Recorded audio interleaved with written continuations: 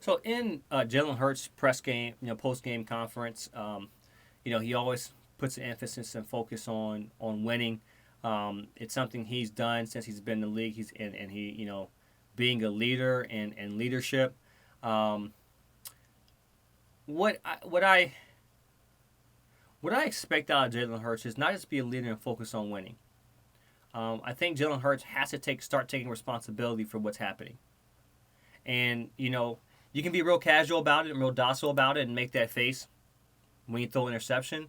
Um, but you just got one of the largest contracts in quarterback history.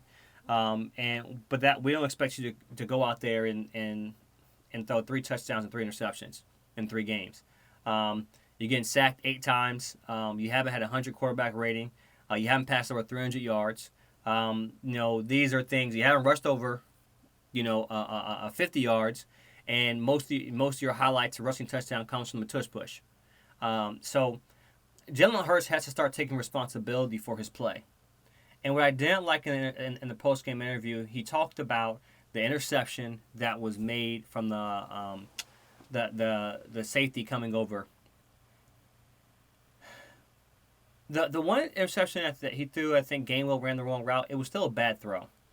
Regardless if he ran the wrong route, he threw it right to a defender. Plain and simple. I thought it was a bad play. And then the interception he threw to Devontae Smith when he was going deep, he's shorter on that ball. He did not put enough behind it. That safety doesn't make a play on the ball if he puts enough behind it.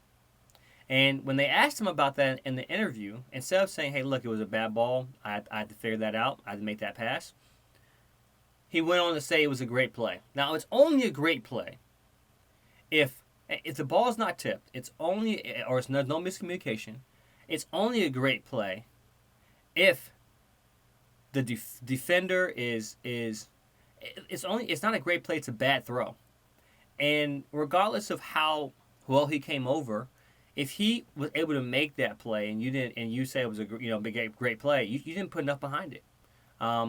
It was not a good pass. Like, it was a bad throw, and he has to start taking responsibility. I even felt that even his previously he could have said something more about it. This hard nosed leadership is great and everything, but he's gonna have to start taking responsibilities, and this is how you can really lose a locker room when you come with this demeanor.